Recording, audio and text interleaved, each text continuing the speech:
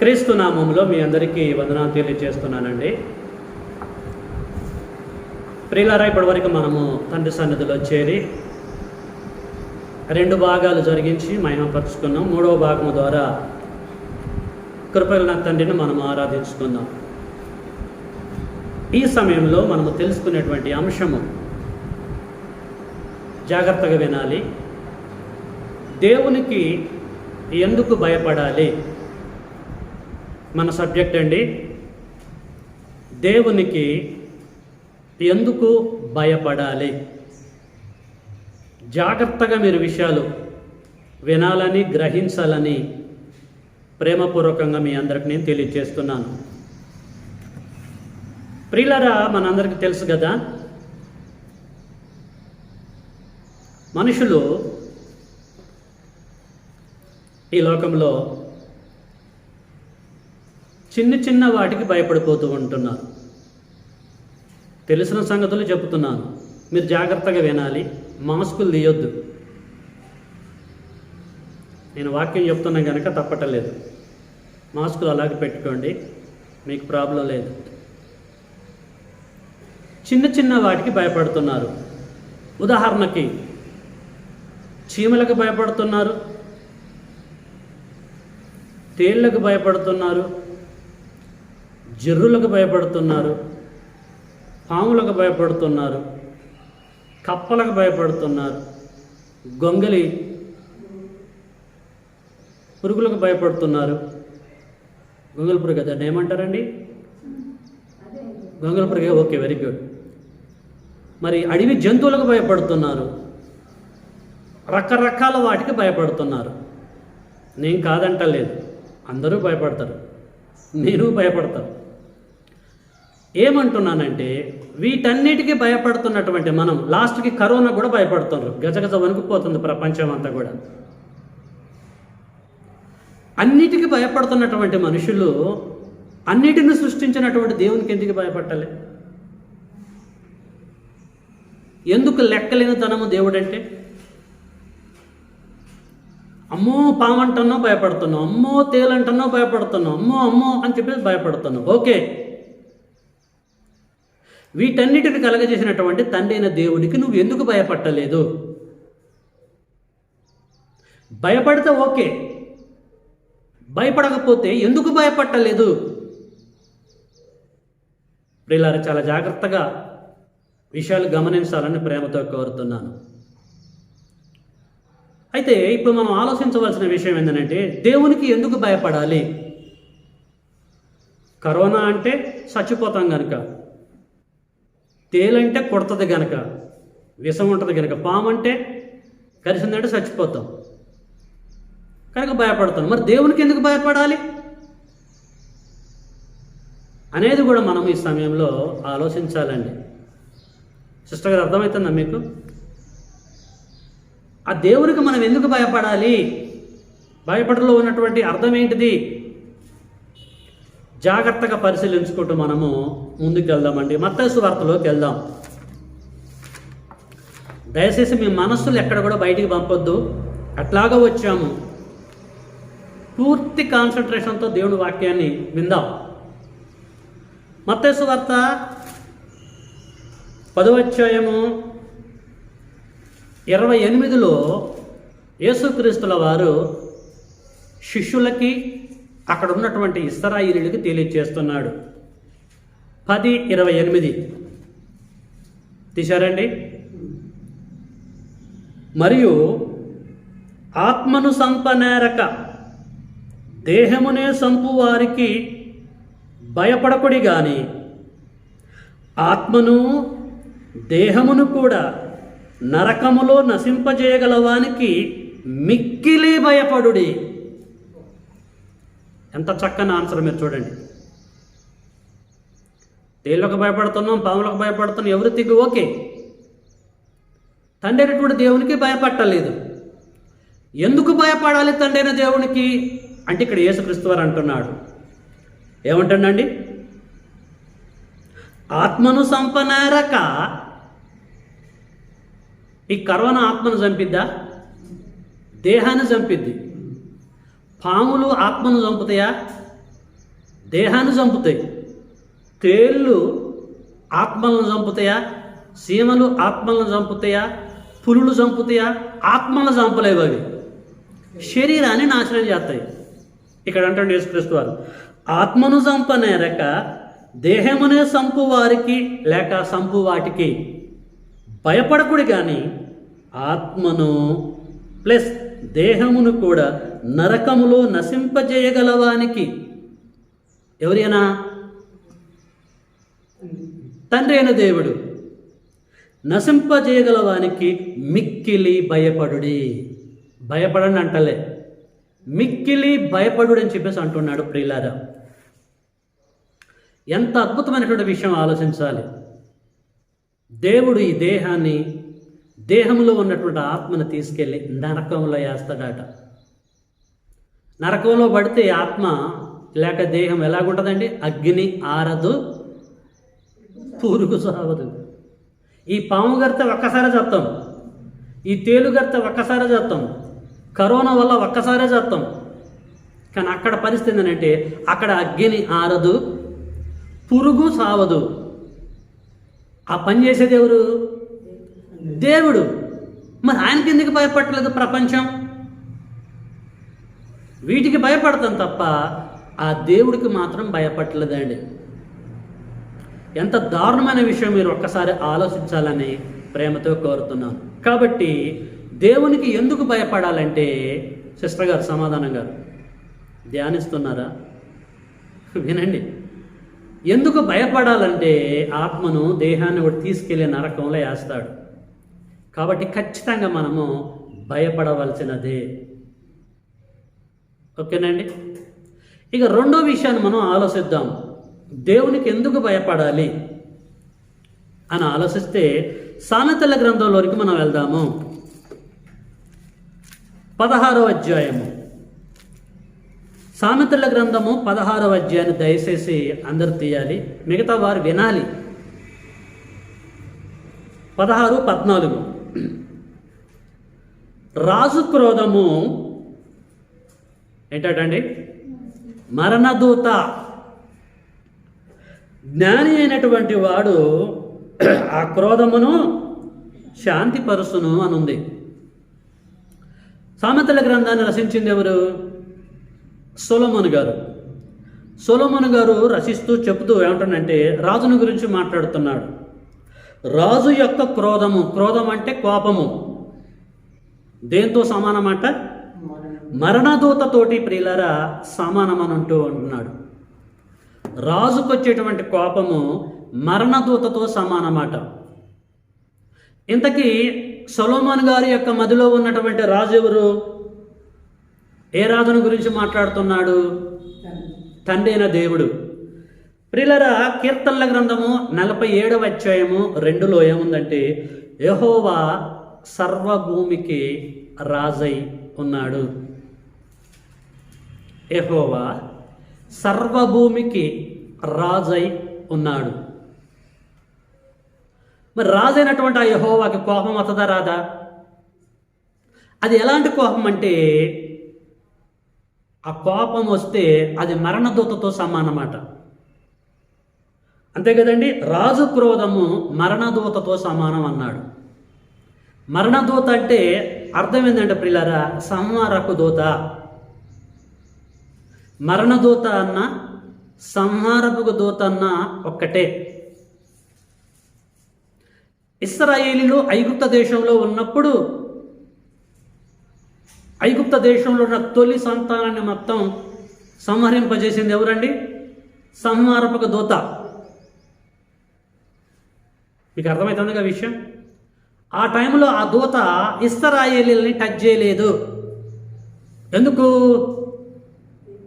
వారి యొక్క ద్వారబంధముల మీద రక్తాన్ని అంటించుకున్నారు గనక ఆ సంహారపక దూత వీరు దేవుని యొక్క పిల్లలని ఆ గడప దాటుకుంటూ వెళ్ళింది, అందరిని చంపింది, కానీ ఇశ్రాయేలును చంపలేదు. కాబట్టి మరణదూతన్న సంహారపు దూతన్న ఒక్కటే. జాగ్రత్తగా మీరు వినాలి. ఈ ఇన్ఫర్మేషను, సంహారపు దూత ఇన్ఫర్మేషను నిర్గమాకాండం 12వ అధ్యాయం 23లో మనకు కనిపిస్తుంది. ఐగుప్తులను ఎలాగ చంపుకుంటూ వచ్చింది, ఇశ్రాయేలుని ఎలాగ కాపాడుకుంటూ వచ్చింది అనేది అక్కడ మనకు కనిపిస్తుంది. జాగ్రత్తగా మీరు స్టడీ చేయండి. ఇంకా ఈ యొక్క సంహారపు దూతను గురించి మనం ఆలోచిస్తే ఇర్మియా గ్రంథము 48లోకి మనం వెళ్దాము. ఇర్మియా గ్రంథము 48లో దీని యొక్క యాక్టివిటీస్ ఎలాగుంటుందంటే ప్రియులరా, 8వ వచనం. ఇర్మియా గ్రంథము 48:8లో ఇలాగ రాయబడ్డది. ఇర్మియా గ్రంథము 48వ అధ్యాయము 8వ వచనం. యెహోవా సెలవిచ్చునట్లు సంహారకుడు ప్రతి పట్టణము మీదికి వచ్చును. సంహారకుడు ప్రతి పట్టణం మీదికి వచ్చును, ఏ పట్టణమును తప్పించుకొనజాలదు. ఎవడి చేతిలో నుండి? సంహారకుడి చేతిలో నుండి. సంహారపు దూత, మరణదూత ఒక్కటే ఎంటర్ అయిందంటే ఆ దూత అందరినీ నాశనం చేసి వదిలిపెడుతుంది. ఆ దూతకు అలాంటి పవర్స్ తండ్రి అయిన దేవుడు దయచేశాడు. అమ్మ, అర్థమవుతుందిగా మీకు? జాగ్రత్తగా వినాలి. ఇక్కడ సామెతల గ్రంథము 16వ అధ్యాయం 14లో రాజు క్రోధము దేంతో సమానమాట? మరణదూతతోటి సమానమాట. కాబట్టి దేవుడైనటువంటి యెహోవా మరణదూతతో సమానమైనప్పుడు, మరణదూత అందరినీ నశింపజేయడం కరెక్ట్ అయినప్పుడు మరణదూతకు భయపడతారా? భయపడరా? మరణదూతకే భయపడ్డప్పుడు దేవుడి యొక్క కోపం దూతతో సమానం ఉండడం కాయటప్పుడు దేవుడికి ఎందుకు భయపడరండి? ఏం బ్రదర్, దేవుని కూడా భయపడాలా వద్దా? సంహారపు దూతని లేక మరణదూతని పుట్టించింది ఎవరు? తండ్రి అయిన దేవుడు. కలిగి ఉన్నది ఏది ఆయన లేకుండా కలగలేదు. దూతకి ఎంత పవర్ ఉంటే ఆ దూతం చూసే భయపడటం కరెక్ట్ అయినప్పుడు ఇంకా దేవునికి ఇంకెంత భయపడాలండి? కాబట్టి ప్రియులారా, దేవునికి ఎందుకు భయపడాలంటే ఆయన యొక్క కోపము మరణదూతతో సమానం కనుక, ఆయన ఎంటర్ అయిందంటే ప్రపంచం మొత్తం నాశనం అయిపోయింది కనుక ఖచ్చితంగా మనము భయపడాలి. నువ్వు తేలికిచ్చిన ప్రాధాన్యత కూడా దేవుడికి ఇవ్వట్లేదు కదా. నువ్వు పాముకి ఇచ్చినటువంటి ప్రాధాన్యత కూడా దేవుడికి ఇవ్వట్లేదు కదా. కరోనాకి ఇచ్చినటువంటి ప్రాధాన్యత కూడా దేవుడికి ఇవ్వట్లేగా. కరోనాగా గజగజగజ వణికిపోతుంది కదా. ప్రపంచం అంతా తల్లడిల్లిపోతుంది. గుట్టలుగా చచ్చిపోతారండి. కాల్ చేస్తూ ఉంటే అవి చూసి ఆగమైపోతారు. గుండె ఆగిపోతుంది ప్రియులరా. దానికి అంత భయపడుతున్నప్పుడు ప్రియులరా, ఆ దూతలను, ఆ యొక్క వైరస్ని ప్రవేశపెట్టింది ఎవరు? ప్రజల మధ్యలోకి తండ్రి అయిన దేవుడు ప్రవేశపెట్టాడు. ఎందుకు ప్రవేశపెట్టాడు? మనుషుల యొక్క పరిశుద్ధతను బట్టి కాదు, పాపాన్ని బట్టి, మనుషుల యొక్క అతిక్రమములను బట్టి. మీకు అర్థమవుతుందా? నాకున్నటువంటి ఒక కొడుకు తప్పు చేస్తే వాడు ఎన్నిసార్లు చెప్పినా కూడా వాడు వింటలేదు అనుకోండి, ఏం చేస్తామండి? బెత్తం ఆడతాం వాడమా? బెత్తం ఆడినా కూడా వాడు మారలేదు అనుకోండి, ఈపి మీద గుద్దుతామా? గుద్దినా కూడా వాడు మారకపోతే ఇక గట్టి శిక్ష ఇస్తామయ్యమా? సేమ్ అదే పరిస్థితి అండి. ప్రపంచము దేవుని మాట అంటలే. ఇప్పుడు ఏం చేయమంటారు? దేవుని చెప్పండి మీరు. దేవునికి భయపడలేదు ప్రియులారా. ఎన్ని తెగుళ్ళు రప్పించినా, ఎన్ని వైరస్లు పంపించినా, ఏది చేసినా కూడా వాటికి భయపడతారు. కానీ అసలు సుప్రీం ఎవరు? అసలు డైరెక్టర్ ఎవరు? వెనకాల డైరెక్ట్ చేసేది ఎవరు? వివేకంతో నన్ను పరిశీలించి తెలుసుకోవాలి, నాకు భయపడాలని చెప్పేసి ఆయన ఎదురు చూస్తూ ఉంటే అసలు భయం ఉందా అండి ఎవరికన్నా? పిచ్చలు వీడి నచ్చినట్టుగా ప్రవర్తిస్తున్నారు. కాబట్టి ప్రియులారా, దేవునికి మనము భయపడటం ఎంతో అవసరమై ఉన్నది. నిజంగా గనక నువ్వు దేవునికి భయపడితే, దేవునందు భయం భక్తి కలిగి ఉంటే, నీ గుడారము చుట్టూరు ఆయన దూతల నుంచి కాపాడుతాడు. మీకు అర్థమైందా? దేవుడే మనకు ఫ్రెండ్ అయిపోతే, దేవుడితో మంచి సంబంధం కలిగి ఉంటే మనల్ని కాపాడుకోవటం ఆయనకు అవసరమా కాదా అండి? బాగా ఆలోచించాలండి. పాత నిబంధన గ్రంథంలో ప్రవక్తల పక్కమంటే శిష్యులు ఉండేవారు. పాత నిబంధనలో ప్రవక్తల పక్కముంటే శిష్యులు ఉండేవారు. ప్రవక్తకి దేవుడికి ఉన్నటువంటి సంబంధము, అవినాభావ సంబంధము శిష్యులకు అర్థం అయ్యేది కాదు. కొన్ని సందర్భంలో ప్రవక్తలను చంపట కొరకు శత్రువులు సైన్యం వెంట పెట్టుకుని వచ్చి ప్రవక్తల ఇంటి చుట్టూరు మోపినప్పుడు శిష్యులకు తెలిసినప్పుడు శిష్యులు భయపడిపోయారండి. శిష్యులు భయపడిపోయారు. మా గురువు గారు ఇంట్లో ఉన్నాడు, చుట్టూరు సైన్యం ఉన్నది, ఏ క్షణానైనా సరే అటాక్ చేయొచ్చు, మా గురువు గారు చనిపోతారు, నేను చనిపోతానని చెప్పేసి గజగజ వణికిపోయారు. ఆ టైంలో ప్రవక్తలు ఏం చేశారంటే, తండ్రి నీకు నాకున్నటువంటి సంబంధం వీరికి అర్థం కావటం లేదు, నా చుట్టూరు ఉన్నటువంటి సైన్యం చూసి వీడు భయపడుతున్నాడు, దేవా ఒక్కసారి వీరి మనోనేత్రాలు వెలిగించండి, మీ సైన్యాన్ని చూపెట్టండి, నా చుట్టూరు ఉంచినటువంటి మీ సైన్యాన్ని ఒకసారి వీరికి చూపించండి, అప్పుడు శత్రువుల యొక్క సైన్యంతో కంపేర్ చేసుకుంటాడు, వీరికి అర్థమైపోయింది, వీడు గ్రహించినట్లు వీరి నేత్రాలు తెలసండి అని చెప్పేసి ప్రవక్తలు అన్న సందర్భాలు ఉన్నాయి. నీకు అర్థమవుతుందా పాయింట్? ఏ విషయంలో చెప్తున్నాను? మనం కరెక్ట్గా దేవునితో టచ్లో ఉంటే, దేవుని ఎందుకు భయభక్తులు కలిగి ఉంటే, దేవునికి భయపడితే మనం దేనికి భయపడవలసిన అవసరత లేదు. దేవునికి ఎందుకు భయపడాలంటే, రాజు యొక్క కోపము, దేవుని యొక్క కోపము మరణదూతతో సమానము కనుక మనం భయపడాలి. ఇంకా మనం ఆలోచిస్తే ప్రియులారా, ద్వితీయోపదేశకాండము 4వ అధ్యాయంలోకి వెళ్దాం. ద్వితీయోపదేశకాండము 4వ అధ్యాయం దయచేసి అందరు తీయాలండి. 24వ వచనం. ద్వితీయోపదేశకాండము 4వ అధ్యాయము 24వ వచనం.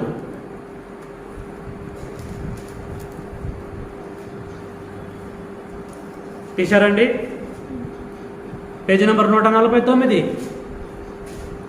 4వ అధ్యాయము 24వ వచనం. ఏలయనగా నీ దేవుడైన యెహోవా, ఏంటండి? నీ దేవుడైన యెహోవా దహించు అగ్ని. ఉందండి బైబిల్లో? బైబిల్ ఉందా లేదా? నీ దేవుడైన యెహోవా దహించేటువంటి అగ్ని. అగ్ని ఏం చేస్తుందండి? దహిస్తుంది, అగ్ని కాల్చేస్తుంది. కాబట్టి మనుషులు అగ్నికి అంటే నిప్పుకి భయపడతారా భయపడరా అండి? మనుషులు నిప్పుకి అగ్నికి భయపడతారా భయపడరా? అగ్ని నుప్పేలు అని చెప్పేసి అగ్నిని ప్రేమించే వాళ్ళు ఉంటారా? కౌగులించేవారు ఉంటారా? ఎవరు కూడా కౌగులించుకోరు, ముద్దు పెట్టుకోరు అగ్నిని లేక నిప్పుని. అగ్ని అంటే ప్రియులారా భయపడిపోతూ ఉంటారు. అమ్మో అడుగు తగలబడిపోతూ ఉంటున్నాయట, ఇల్లు తగలబడిపోతూ ఉంటున్నాయట, మన దగ్గరకు వస్తే మన పరిస్థితి అని చెప్పేసి భయపడిపోతూ ఉంటారు. ఇతర దేశాలకు వెళ్తే వారి కొండల మీద కారు చిచ్చులు, అడివి మొత్తం తగలబడిపోతూ ఉంటారు ప్రియులారా. కనుక అగ్ని యొక్క గుణము లేక నిప్పు యొక్క గుణం ఏంటంటే మొత్తం కూడా నాశనం చేసేస్తుంది. బాగా మీరు ఆలోచించండి. ఇక్కడ ఏమిటంటే, ఏలయనగా నీ దేవుడైన యెహోవా దహించు అగ్ని అయి ఉన్నాడు. దహించు అగ్ని అయి ఉన్నాడు. అగ్ని అంటే నిప్పు. ఇంకా నిప్పును గూర్చి యాకోబు గారు ఏమంటాడో మనం చూసుకుందాం. క్రొత్త నిబంధనలో యాకోబు గారు రాసినటువంటి పత్రికలోకి మనం వెళ్దామండి. క్రొత్త నిబంధన దయచేసి అందరు తీయాలి. 3వ అధ్యాయము, యాకోబు రాసిన పత్రిక 3వ అధ్యాయము 5వ వచనం, పేజీ నెంబర్ 211. యాకోబు రాసిన పత్రిక 3వ అధ్యాయం 5వ వచనం. అలాగుననే నాలుక కూడా, అంటే మన నాలుక కూడా చిన్న అవయవమైనను అంతే కదండి, బహుగా అదిరిపడును. నాలుక బహుగా అదిరిపడిద్దట. మన దేహంలో చిన్న అవయవం అది, అంతే కదా, కానీ అదిరిపడే విషయంలో బహుగా అదిరిపడిద్దట. బహుగా అదిరిపడును. ఎంత కొంచెము నిప్పు, మళ్ళీ నిప్పు ప్రస్తావన వస్తుంది. ఎంత కొంచెము నిప్పు ఎంత విస్తారమైనటువంటి అడవిని తగలబెట్టును. ఎంత కొంచెము నిప్పు కొంచెం ఉన్నా చాలండి, అడవి మొత్తం తగలబెడుతుంది. నాలుక అగ్నియే, నాలుక మన అవయవములలో ఉంచబడిన పాప ప్రపంచమైన సర్వ శరీరమునకు మాలిన్యమును కలగజేయచ్చు, ప్రకృతి చక్రమునకు చిచ్చు పెట్టును అని అంటున్నాడు. ఇక్కడ ఎంత కొంచెమైనటువంటి నిప్పు ప్రతి దాన్ని ఎంతైనా సరే, ఎంత అడిగినా సరే అది తగలబెడుతుంది. నిప్పుకున్నటువంటి గుణం, అగ్నికి ఉన్నట్టే గుణం. మీకు అర్థమవుతుంది కదా నేను చెప్పే విషయాలు? అగ్నికే ఇంత బలం ఉంటే దేవుడు అంటాడు ఏంటట, దహించు అగ్ని అని చెప్పేసి అంటున్నాడు ఆయన. ఆ నిప్పుకే మీరు భయపడుతుంటే, ఆ అగ్నికే మీరు భయపడుతుంటే, అగ్ని అన్న నిప్పన్న ఒకటే. మరి నేను కూడా దహించు అగ్నినే, నాకెందుకు భయపడరు మరి? అంటే మీకు ఈజీగా కనపడుతున్నాను నేను? కనపట్టలేదని నన్ను మీరు చూడలేదు చెప్పేసి అంత ఈజీగా ఉన్నాను నేను?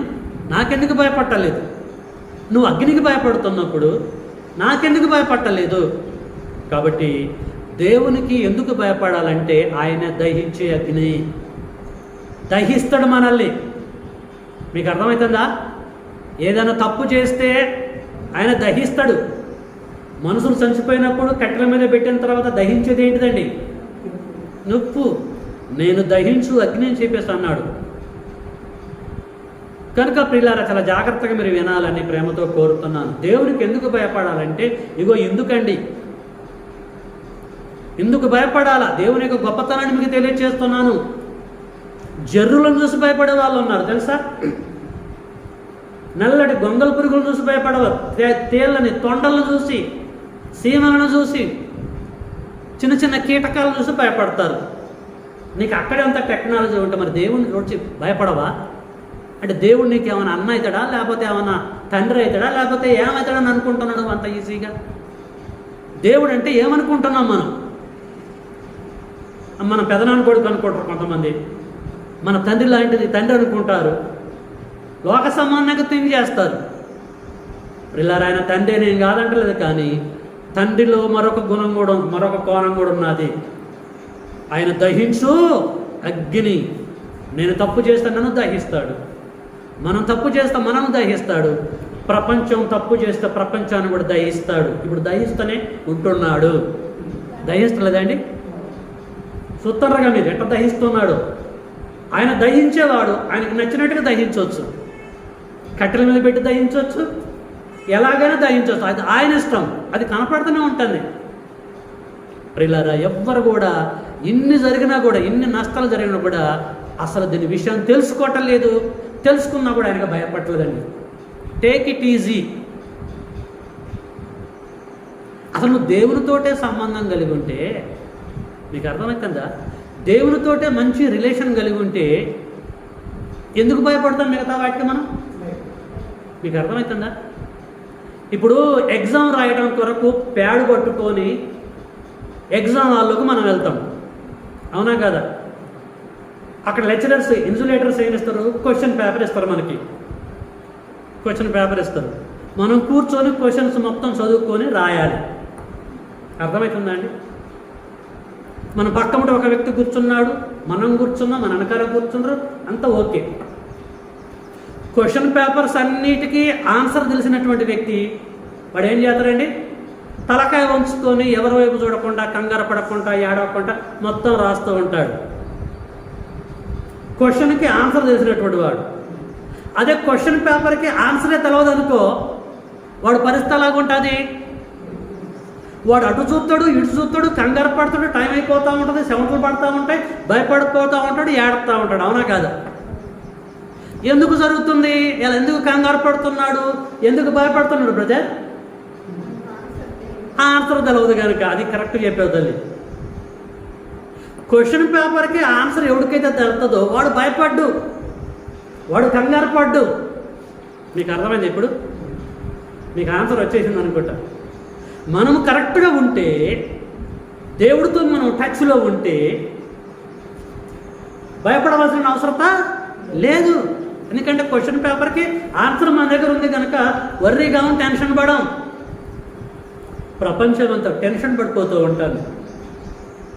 ప్రియులారా, మనకు తెలుసు బ్రతుకుట క్రీస్తు కొరకు, సావైతే లాభం అన్న సంగతి మనకు తెలుసు. మృత్యువు తర్వాత ఏం జరగబోతుందో మనకు తెలుసు, వాళ్ళకి తెలియదు. వాడు కంగారు పట్టలో న్యాయం ఉంది, ధర్మం ఉంది, మనకంతా తెలుసు కదా. ఒక కొండ మార్గంలో అడవులలో ప్రయాణం చేస్తున్నాం మనము. ముందు కొండ ఎక్కడుందో, కొండ తర్వాత మూలమడుతులు మలుపులు ఎక్కడున్నాయో ఏంటో తెలవని వాడికి భయం ఉంటుంది. అదే రోజు ప్రయాణం చేసేటువంటి డ్రైవర్స్కి ఏం తమ్ముడు, ఇక కిలోమీటర్ తర్వాత పెద్ద కొండ వస్తుంది, ఆ కొండ తర్వాత లోయ ఉంటుంది, లోయ తర్వాత మళ్ళీ అప్పు ఉంటుంది, తర్వాత కల్వర్ట్ ఉంటుంది, ఆ తర్వాత ఇరుకు మార్గం ఉంటుంది. తెలిసిన వాడు కంగారు పడతాడా? ఎవడు కంగారు పడతాడు? తెలియనిప్పుడు వాడే. మీకు అర్థమైపోయింది అనుకుంటా కాన్సెప్ట్. అంటే ఈ స్థాయికి రావాలంటే బైబిల్లో ఎంత సబ్జెక్ట్ ఉండాలి, మనకి దేవుడితో ఎంత సంబంధం కలిగి ఉండాలి మనం. కనుక ప్రియులారా, దేవునికి మనం ఎందుకు భయపడాలంటే కారణాలు ఉన్నాయండి. కాబట్టి ఈ కారణాలన్నీ కూడా మనం తెలుసుకొని మిక్కిలి దేవునికి మనం భయపడటానికి ప్రయత్నం మనము చేయాలి. ఇంకా మనం ఆలోచిస్తే కీర్తనల గ్రంథము 89లోకి వెళ్దామండి. కీర్తనల గ్రంథము 89వ అధ్యాయం తీద్దాం. 7వ వచనం. కీర్తనల గ్రంథము 89వ అధ్యాయము 7వ వచనం.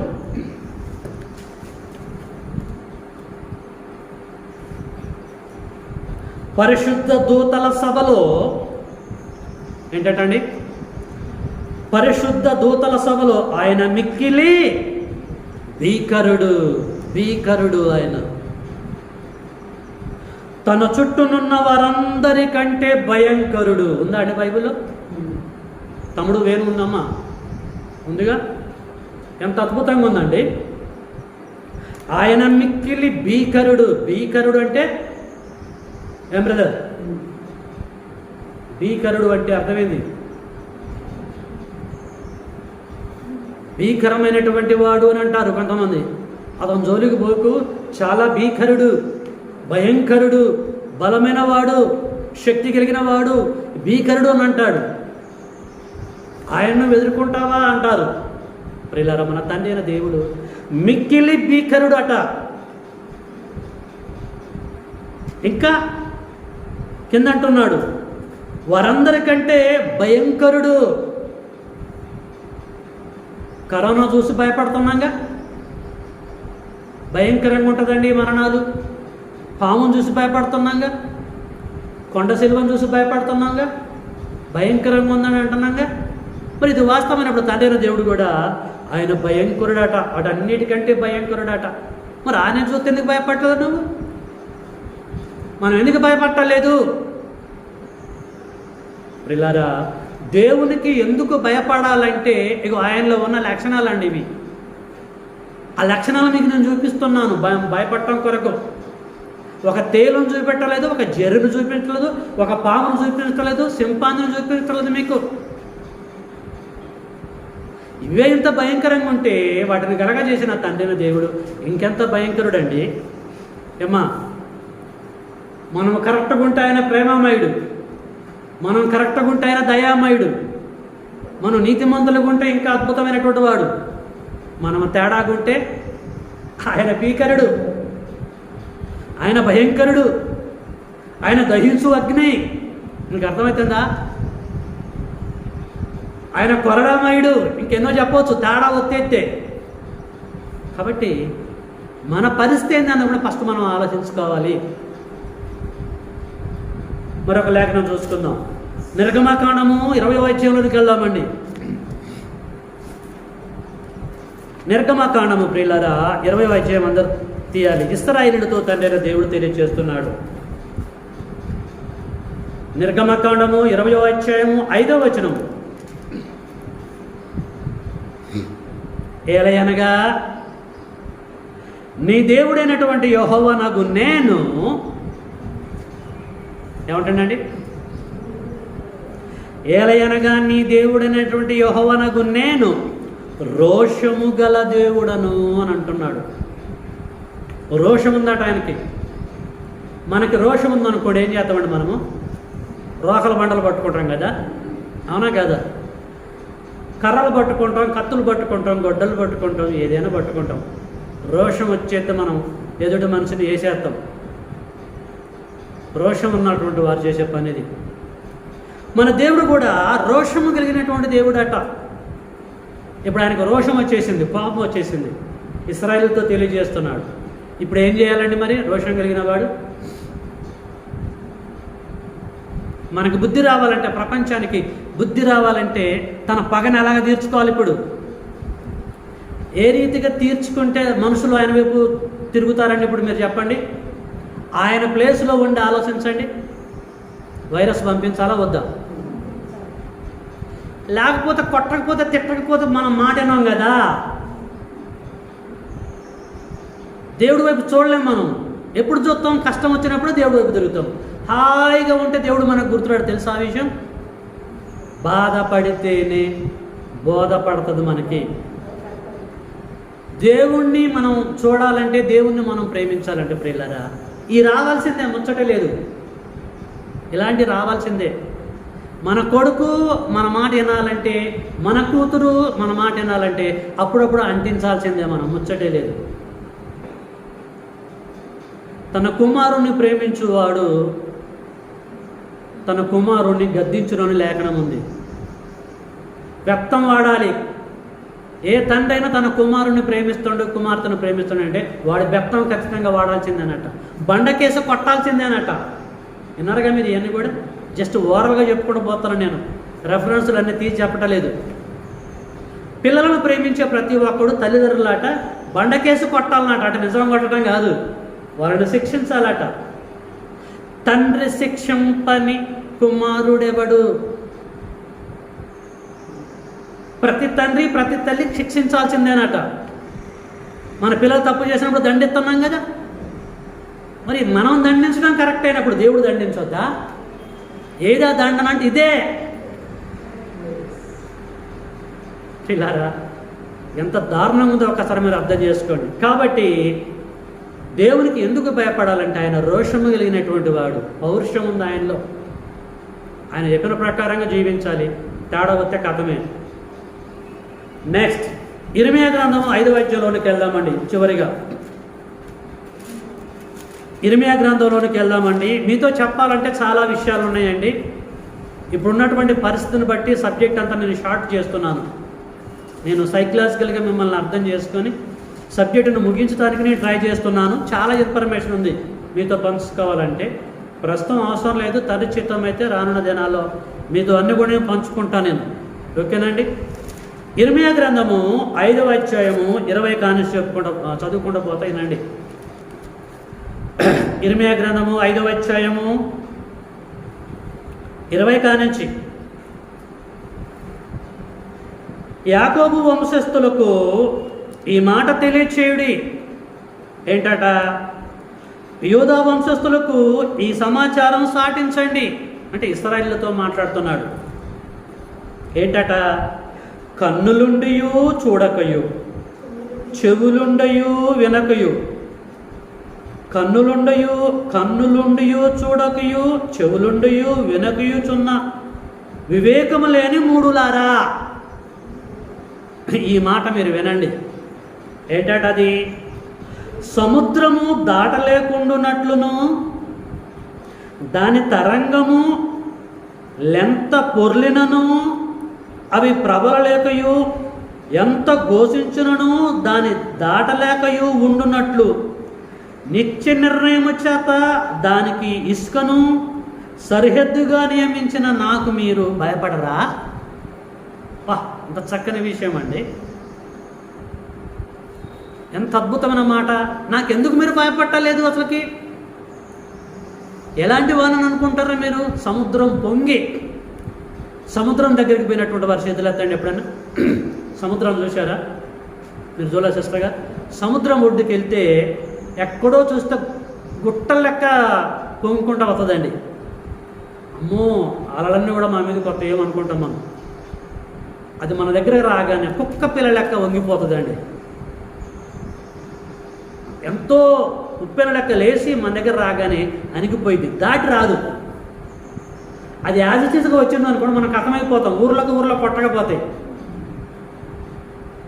మీ దగ్గరకు రాకుండా దాన్ని బంధించింది ఎవడు? నేను కాదా? సముద్రాన్ని కలగజేసినది నేను కాదా?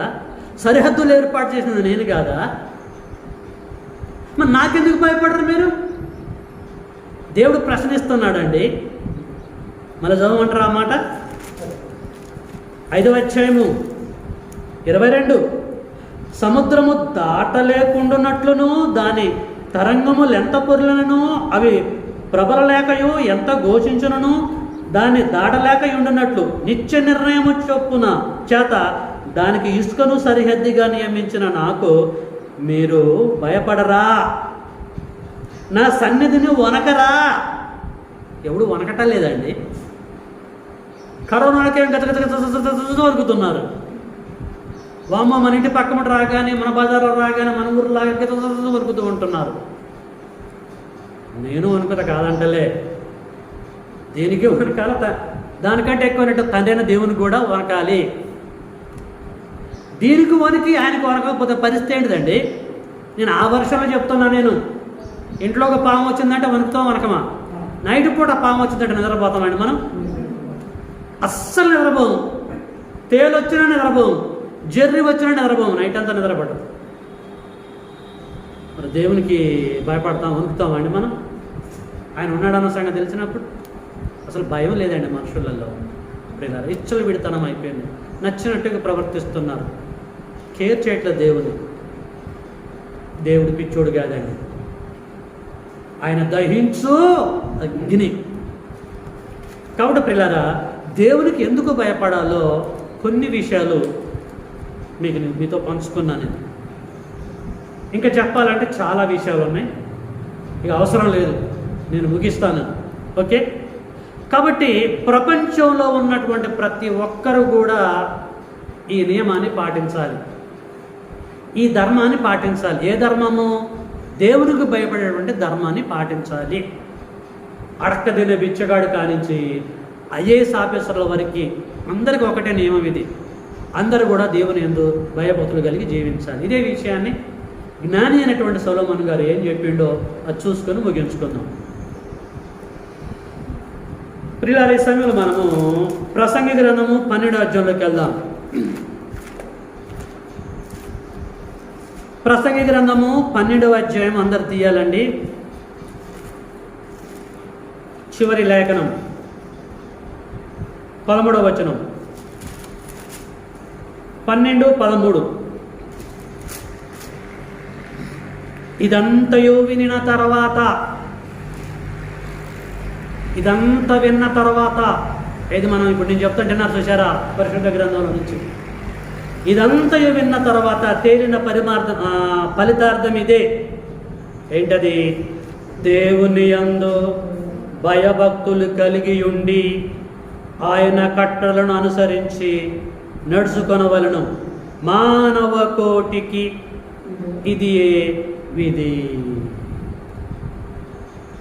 తేలిన పరమార్థం అండి, ఫలితార్థం ఇది. విన్న తర్వాత ఏంటంటే, మనం ఈ లోకంలో ఉన్నటువంటి వాడికి భయపడ్డా ఒకటే, భయపడకపోయినా ఒకటే. భయపడొద్దు అని అంటలే నేను, దేహంలో ఉన్నాం కనుక భయపడతాం కాదంటలే. కానీ దీనికంటే ఎక్కువైనటువంటి దేవునికి మాత్రం పక్కాగా భయపడాలి. 100కి 200% భయపడాలి తండ్రి దేవుడికి. చిన్న చిన్న వాటికి భయపడుతున్నప్పుడు ఆయనకు భయపడకపోతే ఎలాగుంటుందండి? తేడా వచ్చేస్తే తిత్తి తీస్తాడు మనల్ని. అది నన్నే కావచ్చు, మనలే కావచ్చు, ప్రపంచాన్నే కావచ్చు. జీవము కలిగిన దేవుని చేతిలో పడుట బహుభయంకరము, బహుభయంకరము. ఇది భయంకరాన్ని అనుభవిస్తున్నారు ప్రపంచం. జీవము కలిగిన దేవుని చేతుల్లో పట్ట భయంకరం ప్రియులారా. అది చెప్పలేము, దాన్ని వివరించలేము. తీసుకెళ్ళి అగ్నిగుండంలో చేస్తాడు. అదేమన్నా ఏసియా? అగ్ని ఆరదు, పురుగు చావదు.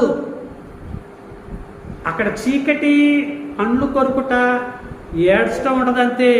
యుగ యుగాలు అవసరం మనకి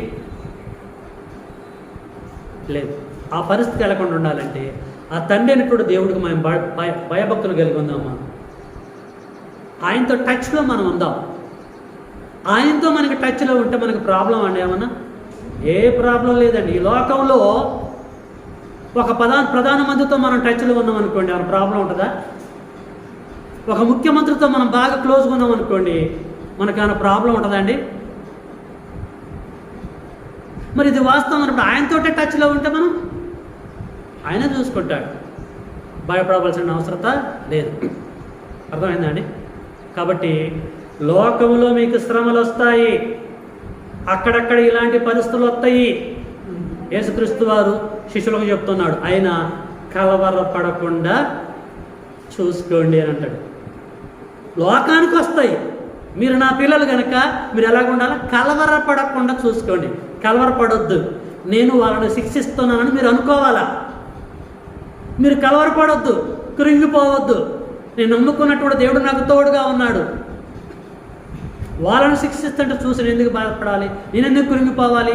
నా దగ్గర ప్రశ్న పత్రానికి జవాబు ఉంది కదా, నా దగ్గర ఉంది కదా, నేనెందుకు భయపడాలని ధైర్యంగా ఉండాలి. అది కాన్సెప్ట్. అప్పుడు దేవుడు సంతోషపడతాడు.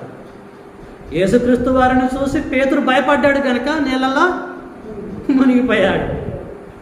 అల్ప విశ్వాసి అని చెప్పేసి అంటాడు యేసుక్రీస్తు వారు. తెలుసు కదా మనందరికీ. నువ్వెందుకు భయపడ్డావు? నీలో విశ్వాసం ఉంటే భయపడవు కదా, డైరెక్ట్గా వచ్చేస్తావు. నువ్వెందుకు బయట చూసేసి నా వైపు చూసావు, అందుకొరకు ముగిపోయావు. బయట సంగతుల గురించి మనం ఆలోచించవద్దు.